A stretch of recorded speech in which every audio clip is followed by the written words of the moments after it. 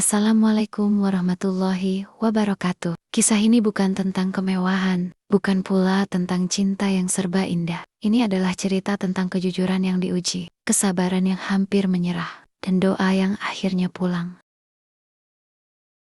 Setiap subuh, saat kampung masih terlelap, Alfa sudah terjaga. Bukan karena alarm, tapi karena beban hidup yang menuntutnya bangun lebih dulu dari mimpi. Ia mencuci muka dengan air sumur yang dingin, lalu menatap bayangannya sendiri. Wajah muda yang terlalu cepat dipaksa dewasa. Ayahnya telah lama terbaring sakit. Ibunya hanya mengandalkan penglihatan yang mulai kabur untuk menjahit pakaian tetangga. Sejak itulah, pundak Alfa menjadi tiang utama rumah kecil mereka. Bukan karena ia ingin, tapi karena tidak ada pilihan lain. Siang hari, ia bekerja apa saja, mengangkat karung di pasar, membersihkan gudang, menjadi kuli bongkar muat. Tangannya penuh kapalan, punggungnya sering nyeri, tapi mulutnya jarang mengeluh. Setiap tetes keringat selalu ia hitung sebagai harapan. Beras untuk esok hari, obat untuk ayah, dan senyum kecil untuk ibu. Malam hari, saat pemuda lain tertawa bersama teman-temannya, Alfa duduk di samping ayahnya, menyuapi dengan tangan gemetar, sambil mendengar napas yang tersengal. Kadang lelah membuat matanya basah, tapi ia cepat menghapus air mata itu. Ia tak ingin orang tuanya tahu betapa berat beban yang ia pikul. "Capek, Nak?" tanya ibunya suatu malam. Alfa tersenyum, senyum yang dipaksakan agar terlihat kuat. "Enggak, Bu. Alfa cuma ngantuk." Padahal dalam hatinya, ia ingin sekali bersandar, ingin sekali menyerah. Tapi setiap kali pikiran itu datang, ia teringat satu hal. Jika ia berhenti, siapa yang akan berdiri menggantikannya? Hari demi hari berlalu, hidup tak langsung berubah. Rumah tetap sederhana, masalah tetap ada. Namun, satu hal yang tumbuh tanpa disadari, keteguhan. Alfa belajar bahwa menjadi tulang punggung bukan soal seberapa kuat tubuh menahan beban, tapi seberapa ikhlas hati bertahan tanpa tepuk tangan. Suatu hari, ayahnya menggenggam tangan Alfa dengan sisa tenaga. "Kamu anak hebat," ucapnya lirih. Saat itu, Alfa menangis, bukan karena lelah, tapi karena akhirnya perjuangannya terasa dilihat. Ia sadar, mungkin dunia tak pernah memberi penghargaan besar, tapi doa orang tua sudah lebih dari cukup. Dan Alfa pun terus melangkah, dengan langkah tertatih, namun hati yang teguh. Karena bagi sebagian pemuda, mimpi bukan tentang diri sendiri, melainkan tentang keluarga yang harus tetap berdiri, apapun harganya. Pagi itu, Alfa berdiri lama di depan rumah kayu yang menjadi saksi seluruh masa kecilnya. Angin berembus pelan, membawa bau tanah basah dan suara ayam kampung. Di punggungnya tergantung tas lusuh, isinya sederhana. 2 setel pakaian, ijazah SMA yang mulai menguning, mushaf kecil, dan secari kertas berisi alamat tujuan. Ibunya merapikan kerah kemeja Alfa dengan tangan gemetar. Tak ada nasihat panjang, hanya doa yang dipanjatkan dalam diam. Ayahnya memandang dari dipan, senyumnya tipis, namun penuh makna. Alfa menandok, mencium tangan mereka, lalu melangkah pergi dengan dada yang sesak. Ia tidak menoleh. Ia takut, jika menoleh, keberaniannya runtuh. Perjalanan ke Banda Aceh terasa panjang. Bus tua menderu, sesekali batuk menanjak. Di bangku keras, Alfa menatap jendela, melihat desa-desa berlari mundur. Ia memeluk tasnya, menenangkan hati yang berdebar. Di kepalanya berputar satu tekad. Pulang kelak, harus membawa kabar baik. Sesampainya di kota, Alfa disambut keramaian yang asing. Gedung-gedung tinggi, klakson bersahutan, orang-orang berjalan cepat tanpa saling menatap. Kota tidak ramah pada orang yang datang tanpa nama. Alfa menyewa kamar sempit dinding tipis. Lampu redup, namun baginya itu sudah cukup untuk bersujud. Hari-hari berikutnya ia jalani dengan kaki dan doa. Dari pagi hingga sore, Alfa mengetuk pintu demi pintu. Ia berdiri rapi, menunduk sopan, menyerahkan ijazahnya. Jawaban yang ia terima hampir selalu sama. "Maaf, belum ada lowongan. Kami butuh pengalaman." pendidikan tidak sesuai. Setiap penolakan terasa seperti beban baru di pundaknya. Ada hari-hari ketika perutnya kosong, dan ia meneguk air putih lebih banyak agar rasa lapar mereda. Ada malam-malam ketika rindu pada rumah menjelma menjadi air mata yang ia telan dalam sujud. Namun Alfa menguatkan diri. Ia tidak datang untuk mengeluh. Suatu sore, langkahnya melambat di depan sebuah kafe yang ramai. Lampunya hangat, tawa terdengar, aroma kopi menyusup ke jalan. Alfa berdiri ragu. Bajunya sederhana, sepatunya aus. Ia hampir berbalik takut ditolak lagi, namun hatinya berbisik. Coba satu kali lagi. Ia masuk, menyapa dengan sopan, dan bertanya pada manajer. Tak ada cerita hebat yang ia jual, hanya kesediaan bekerja apa saja, asal halal dan jujur. Manajer memandangnya sejenak, membaca kelelahan, ketulusan, dan tekad di wajah muda itu. Datang lagi 2 hari, kata manajer singkat. 2 hari terasa seperti 2 tahun. Alfa menunggu dengan doa yang tak putus. Ketika akhirnya ia dipanggil dan dinyatakan diterima sebagai helper, dadanya bergetar. Gaji kecil, jam kerja panjang. Namun baginya, itu bukan sekadar pekerjaan, itu adalah pintu pertama yang terbuka. Malam itu, di kamar sempitnya, Alfa sujud lama. Air matanya jatuh bukan karena sedih, melainkan syukur. Ia mengirim kabar pulang dengan kata-kata sederhana. Alfa sudah kerja. Ia tahu, langkah ini kecil, tapi dari langkah kecil inilah, ia berharap takdir akan berbaik hati menuntunnya lebih jauh. Alfa bekerja paling pagi dan pulang paling akhir. Membersihkan meja, mencuci gelas, membantu dapur. Ia tak pernah mengambil yang bukan haknya. Di dunia yang serba cepat, kejujuran menjadi hal langka. Alfa cepat belajar. Tutur katanya santun, matanya jujur. Ia pandai berbicara ketika perlu, dan diam ketika harus. Karyawan lain menyadari, Alfa bukan sekadar pekerja. Pak Irfan, pemilik kafe, memperhatikannya dari jauh. Bukan karena Alfa paling pandai, tapi karena ia paling bisa dipercaya. Hari itu, Pak Irfan datang ke kafe bersama putri sematawayangnya, Nasya. Gadis itu dikenal cantik dan berpendidikan. Namun kecantikannya tidak mencolok. Ia teduh, sederhana, dan membawa ketenangan bagi siapapun yang berada di dekatnya. Biasanya Nasya hanya duduk sebentar, lalu pergi. Namun hari itu, langkahnya terasa lebih lambat, seolah hatinya ingin tinggal lebih lama. Pandangan Nasya tertumbuk pada seorang karyawan baru. Pemuda itu sedang menyusun kursi dengan rapi. Wajahnya bersih, sorot matanya tenang. Ia tidak banyak bicara, tetapi setiap gerakannya penuh kesungguhan. Saat seorang pelanggan memanggil, ia datang dengan senyum sopan dan mendengarkan dengan sabar. Ada sesuatu yang membuat Nasya memperhatikannya lebih lama. Bukan karena ia tampan semata. Banyak lelaki tampan di kota ini, melainkan karena ketenangan yang memancar dari caranya bersikap. Ia bekerja seolah pekerjaannya adalah amanah, bukan sekadar kewajiban. Siapa karyawan yang itu?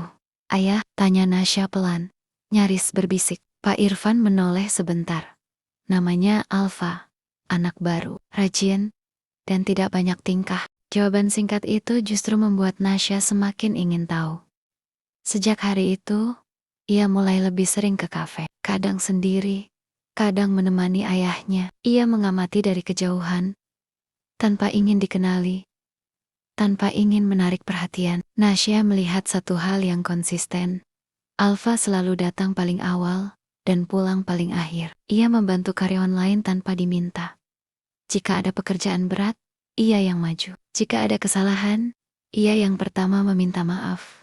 Meski bukan kesalahannya. Yang membuat Nasya semakin terdiam adalah satu kebiasaan kecil, namun bermakna. Setiap kali azan berkumandang, Alfa selalu berhenti sejenak. Ia menyimpan pekerjaannya rapi, lalu menghampiri atasannya dengan sopan. Izin ke masjid sebentar, Pak, ucapnya rendah hati. Tak pernah ada nada memaksa, tak ada wajah yang ingin dipuji. Ia pergi, lalu kembali setelah sholat dengan semangat yang sama seperti sebelumnya. Seolah sholat bukan alasan untuk menghindari kerja, melainkan sumber tenaga untuk kembali. Suatu sore, kafe sangat ramai. Pesanan menumpuk, karyawan lain terlihat tergesa. Ketika azan kembali terdengar, Nasya melihat Alfa ragu sejenak. Ia menatap jam, lalu menatap pekerjaannya. Akhirnya, ia tetap meminta izin. Nasya menahan napas. Ia tahu, Di dunia kerja, tidak semua atasan memahami pilihan seperti itu. Namun, Alfa tetap pergi. Disitulah sesuatu runtuh pelan di hati Nasya, bukan kesedihan, melainkan kekaguman. Ia sadar, lelaki ini memilih Allah. Meski sedang diuji kesibukan, ia menjaga adab tanpa perlu ceramah. Dalam diam, Nasya beristighfar. Ia merasa ditegur oleh keteladanan yang sunyi. Baginya lelaki seperti ini langka tidak menjual agama, tapi hidup dengannya. Saat Alfa kembali dan melanjutkan pekerjaannya, Nasya menunduk. Di hatinya tumbuh rasa yang belum ia beri nama. Rasa yang membuatnya ingin berdoa, bukan berharap berlebihan. Mungkin, batinnya pelan.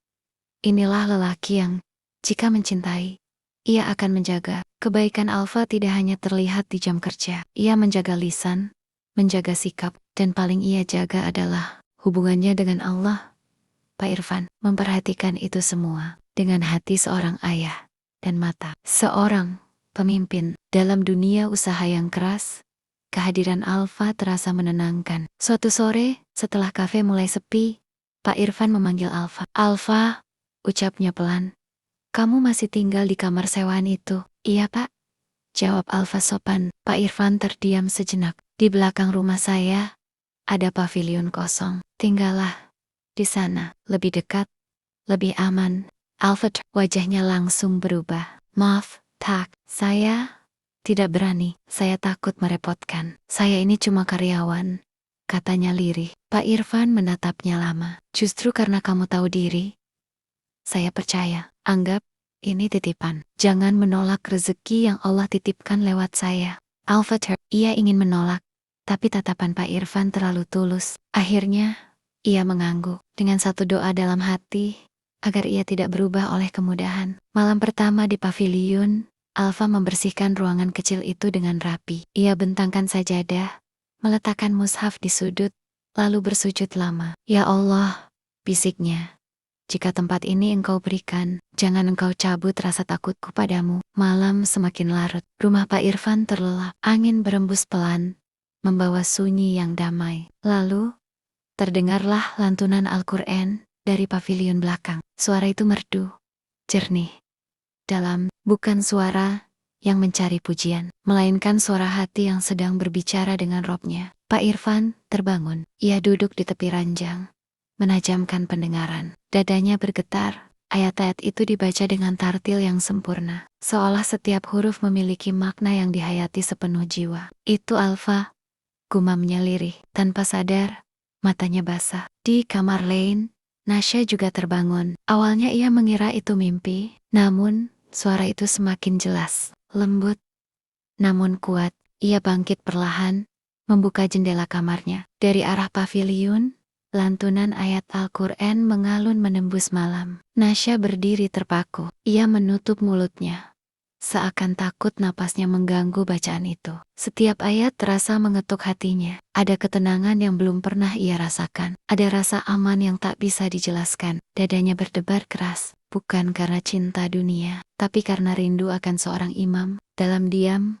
air mata Nasya jatuh. Ia teringat doanya selama ini, doa agar dipertemukan dengan lelaki yang bukan hanya pandai berbicara, tapi mampu membimbingnya menuju Allah. Di pavilion kecil itu, Alfa membaca Al-Quran dengan suara bergetar. Di sela ayat, isak pelan terdengar. Mungkin rindu pada orang tua, mungkin syukur, mungkin takut jika suatu hari hatinya lalai. Nasya menunduk, tangannya terangkat pelan. "Ya Allah," doanya lirih. "Jika dia baik untuk imanku, dekatkanlah. Jika tidak, jauhkanlah tanpa menyakitkan." Malam itu, tak ada percakapan, tak ada pertemuan, namun tiga hati terikat dalam satu kesaksian sunyi. Pak Irfan yakin pemuda ini adalah amanah. Nasya yakin lelaki seperti ini layak dijaga dalam doa. Dan Alfa tetap tak tahu bahwa lantunan ayatnya sedang mengubah takdir banyak orang. Sejak malam itu, takdir mulai bergerak pelan, bukan lewat pandangan, bukan lewat kata, melainkan lewat doa yang saling bertemu di langit yang sama. Sejak malam lantunan Al-Quran itu, suasana terasa berbeda. Bukan berubah secara nyata, tapi ada ketenangan yang menetap. Alfa tetap menjalani hari seperti biasa, datang paling awal, pulang paling akhir, bekerja tanpa banyak bicara. Ia tidak tahu bahwa bacaan Al-Qur'annya telah menyentuh dua hati. Suatu pagi, Pak Irfan memanggil Alfa setelah kafe buka. Ada suaranya lembut, namun matanya menyimpan rasa ingin tahu. "Alfa," katanya, "kamu belajar ngaji di mana?" "alfaturk.im di kampung, Pak. Dari kecil, belajar di surau." Pak Irfan mengangguk pelan. "Bacaanmu rapi, kamu bukan orang biasa." Alfa terdiam sejenak, lalu menjawab jujur. "Dulu, saya pernah juara MTQ tingkat kabupaten, Pak.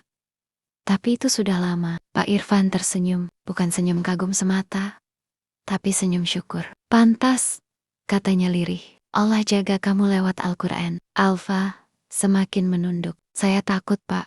Takut ilmu ini jadi ujian." Pak Irfan menepuk bahunya. Ilmu yang dijaga dengan rendah hati tidak akan meninggikan diri. Ia justru meninggikan derajat. Dari Kayohon, Nasya melihat percakapan itu. Ia tak mendengar jelas, tapi ia melihat cara ayahnya memandang Alfa penuh hormat. Hatinya kembali bergetar.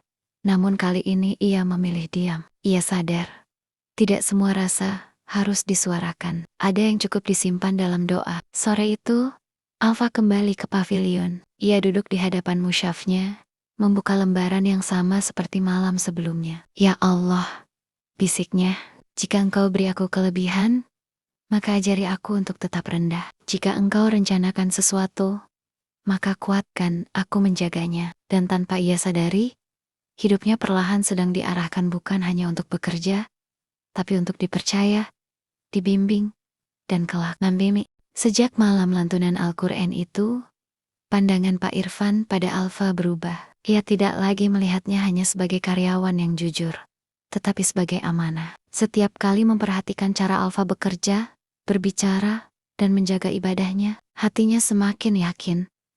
Pemuda ini tidak boleh berhenti di balik meja kafe. Suatu sore, Pak Irfan memanggil Alfa ke ruangannya. "Alfa," katanya tenang, "kamu pernah terpikir melanjutkan kuliah?" Pertanyaan itu membuat Alfa tercekat. Ia menunduk lama, lalu menjawab lirih, "Keinginan ada, Pak, tapi kemampuan tidak." Pak Irfan tersenyum kecil. "Kalau soal biaya, biar saya yang pikirkan." Alfa tangannya bergetar. "Pak, saya ini hanya karyawan, banyak orang lebih pantas." Pak Irfan menggeleng. "Justru karena kamu merasa kecil, kamu pantas. Ilmu butuh orang yang rendah hati." Malam itu Alfa sujud lebih lama dari biasanya. Ia menangis, bukan karena bahagia semata, tapi karena takut tak mampu menjaga amanah sebesar itu. Namun hatinya tahu, kesempatan ini adalah jawaban dari doa-doa sunyi di sepertiga malam. Keputusan pun dibuat. Alfa akan dikuliahkan di Jawa Barat. Di sisi lain, Pak Irfan mulai sering menyebut nama Alfa di hadapan Nasya. Bukan terang-terangan, hanya cerita kecil. "Alfa itu jarang sekali ada yang seperti dia," kata Pak Irfan suatu malam. "Kerja jujur, ibadahnya terjaga. Ayah jarang percaya orang, tapi ayah percaya dia." Nasya hanya tersenyum, menunduk, menyembunyikan getar di dadanya. Ayahnya tak tahu atau mungkin tahu bahwa sebelum semua cerita itu diucapkan, hatinya telah lebih dulu tertambat. Nasya telah jatuh cinta, bukan pada wajah Alfa, tapi pada caranya menundukkan pandangan, pada langkahnya ke masjid saat azan, pada suara Al-Quran yang menggetarkan malam. Cinta yang tidak berani ia sebutkan, kecuali dalam doa. Hari keberangkatan tiba. Di pavilion, Alfa berpamitan dengan Pak Irfan dan keluarganya. Saat berhadapan dengan Nasya, ia hanya menunduk sopan, seperti biasa. "Jaga diri, Mas Alfa," ucap Nasya pelan. Alfa mengangguk. "Doakan saya istiqomah." Tak ada janji, tak ada kata rindu, tapi hati mereka sama-sama berdoa pada Tuhan yang sama. Di Jawa Barat, hidup Alfa kembali diuji. Ia kuliah sambil bekerja. Ada hari-hari ketika ia hanya makan sekali. Ada malam ketika ia hampir menyerah karena lelah dan minder melihat teman temonia yang serba cukup. Namun setiap kali ia membuka mushaf, ia teringat wajah ibunya, ayahnya, dan orang-orang yang percaya padanya. Ia menguatkan diri.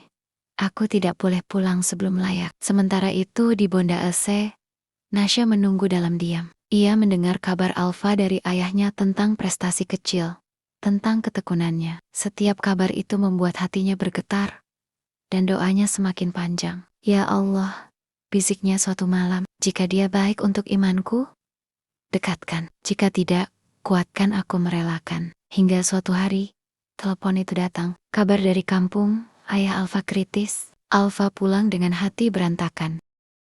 Ia tiba tepat waktu untuk menggenggam tangan ayahnya untuk terakhir kali. Dengan suara hampir tak terdengar, ayahnya berpesan, jadilah lelaki yang jujur. Itu sudah cukup. Kepergian ayahnya meremukkan hati Alfa, namun juga menguatkannya. Ia kembali ke Jawa Barat dengan tekad baru, menyelesaikan kuliah, menepati amanah, dan menjaga semua doa yang pernah dipanjatkan untuknya. Di kejauhan, Nasya menangis dalam sujud, bukan karena kehilangan yang ia alami langsung, tapi karena ia mencintai seseorang yang sedang belajar menjadi kuat. Dan tanpa mereka sadari, takdir sedang merajut benang-benang halus. Dari doa seorang ayah, dari keyakinan seorang pemilik kafe, dan dari cinta seorang perempuan yang dijaga dalam diam. Hari kelulusan itu datang tanpa gemuruh. Tak ada pesta besar, hanya selembar ijazah yang Alfa genggam dengan tangan bergetar. Ia berdiri lama di depan kampus, menatap langit yang sama seperti saat pertama kali datang. Bedanya, kini hatinya penuh luka yang telah ditempa menjadi keteguhan. Ia menelpon satu nomor yang sejak awal menjadi penopang jalannya. Pak, Alfa sudah selesai. Di seberang, suara Pak Irfan terdengar bergetar oleh syukur.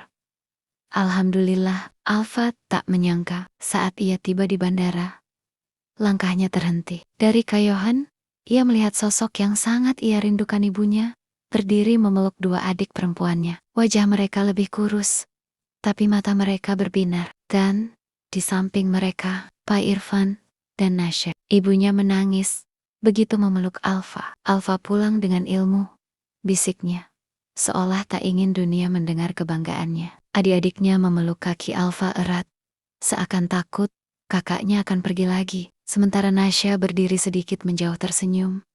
Matanya basah, hatinya penuh doa yang akhirnya berjawab. Di perjalanan pulang, Alfa lebih banyak diam. Ia menatap jendela mobil, menelan haru. Semua doa, lapar, dan air mata seperti dipeluk oleh waktu. Sesampainya di kampung, Alfa hanya diberi waktu singkat. Ia ingin tinggal lebih lama membersihkan makam ayahnya, menghabiskan waktu dengan ibu dan adik-adiknya. Namun Pak Irfan berkata dengan lembut, tapi tegas, Alfa, kafe itu amanah. Sekarang bukan lagi soal kerja, tapi soal memimpin. Alfa, kami butuh kamu sebagai pengelola, lanjut Pak Irfan. Dan ibumu sudah kami siapkan rumah dekat sini. Kamu tidak pergi meninggalkan keluargamu. Ibunya mengangguk sambil mengusap dada Alfa. Pergilah nak, ayahmu pasti ridha. Hati Alfa kembali diuji antara bakti dan tanggung jawab. Ia memilih jalan tengah, pulang bukan untuk berhenti, tapi untuk melanjutkan perjuangan